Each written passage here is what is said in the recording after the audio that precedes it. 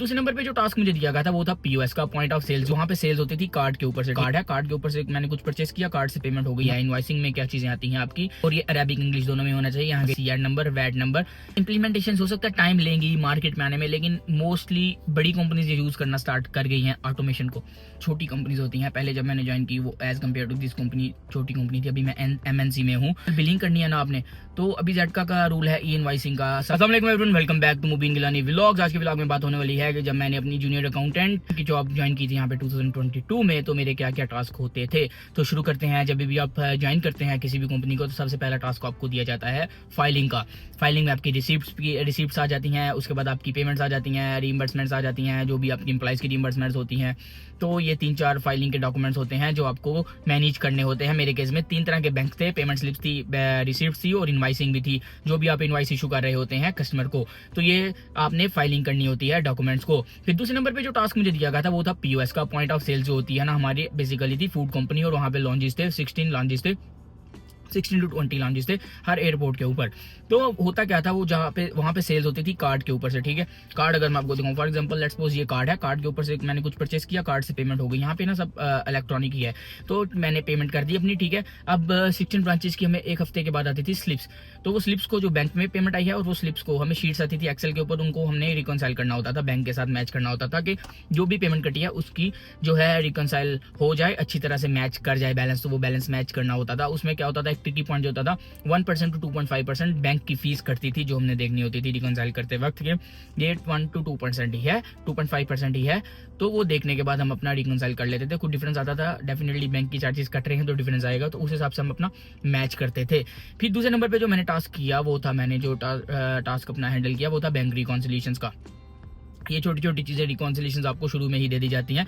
तो उसके बाद क्या हुआ कि मुझे मिली bank reconciliation. Basically bank reconciliation में क्या होता है, आपने अपने सिस्टम की बुक्स और अपने बैंक का जो बैलेंस होता है उसको मैच करना होता है। अगर वो मैच ना कर रहा हो तो आपने डिफरेंसेस फाइंड करके उसको एंटर करने होते हैं, और उसके बाद आपको बैलेंस मैच करके देना होता है अपने मैनेजमेंट को। तो वो मैं करता था। फिर तीसरे नंबर पर जो टास्क मुझे मिला था वो था रिसिप्ट्स का। रिसिप्ट्स क्या होती हैं, बेसिकली जो कस्टमर पे करता है, आपने कुछ सेल किया होगा इंस्टॉलमेंट के ऊपर या क्रेडिट के ऊपर, तो जो उसकी इंस्टॉलमेंट्स आती रहेंगी, जो उसके क्रेडिट की अमाउंट आएगी, वो आप अपने सिस्टम में एंटर कर देंगे।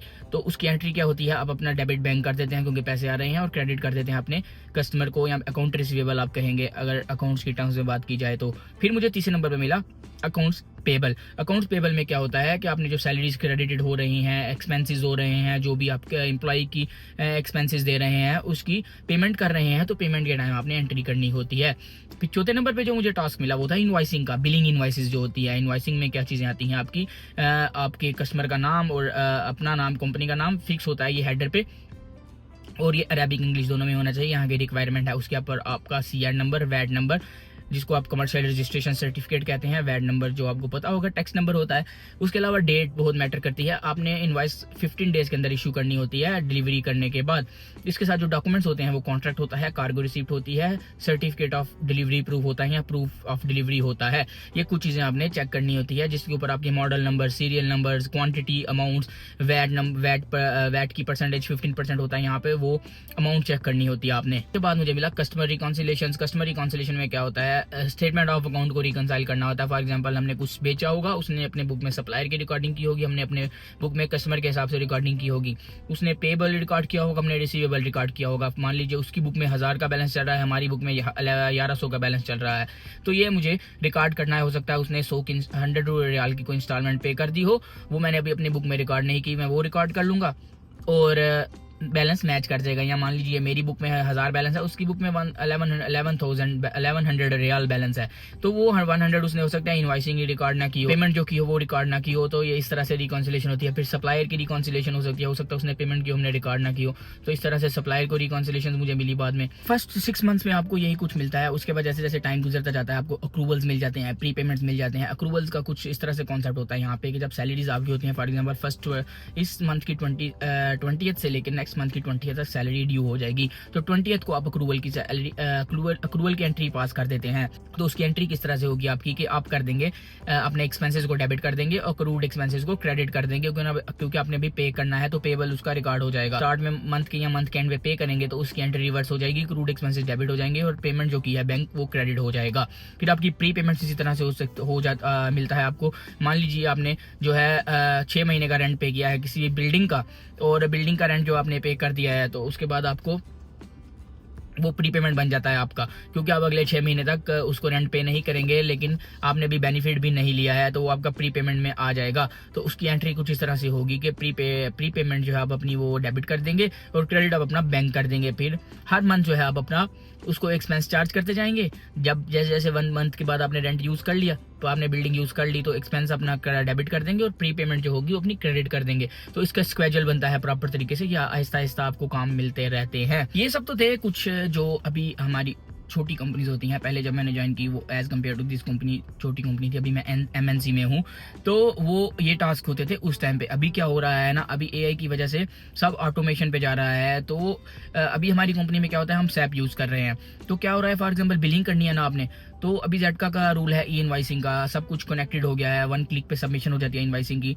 तो हमारा एक सॉफ्टवेयर है, इंटरनल सॉफ्टवेयर, जिसको आप CRM भी कह सकते हैं। इंटरनल सॉफ्टवेयर में क्या होता है, सारी डिटेल्स होती हैं, जैसे मैंने बताया बिलिंग करनी है, कॉन्ट्रैक्टर की डिटेल्स होंगी, कार्गो रिसिप्ट की डिटेल होंगी, सारी इनवाइसिंग की क्वांटिटी होगी, प्राइसिंग होगी, सब डिटेल्स उस पर होंगी।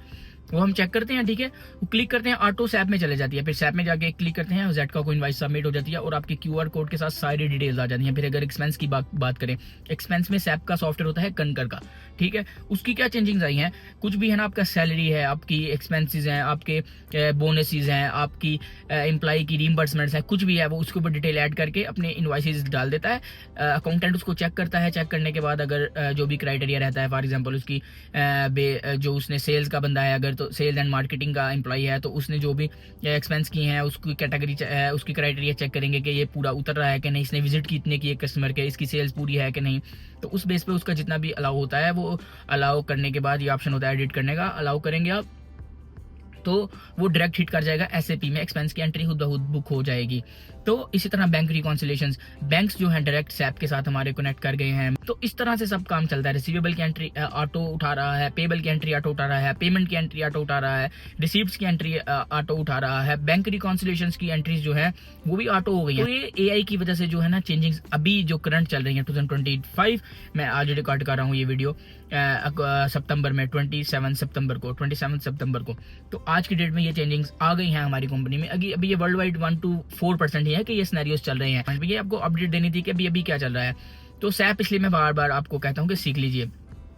तो अभी ये इम्प्लीमेंटेशन हो सकता है टाइम लेंगी मार्केट में आने में, लेकिन मोस्टली बड़ी कंपनीज यूज करना स्टार्ट कर गई हैं ऑटोमेशन को। तो लेकिन अभी इसको आने में बहुत टाइम लगेगा। मैं क्योंकि SAP कोर्स भी कर रहा था जो है हमारा कंसल्टेशन लेवल का, तो उसमें भी मैंने उनको क्वेश्चन पूछा था ये, तो उन्होंने बोला कि ये भी बहुत टाइम लगेगा मार्केट में आने के लिए, लेकिन कुछ कंपनीज ये यूज़ करना स्टार्ट कर गई हैं। तो SAP लाजमी सीख लीजिए।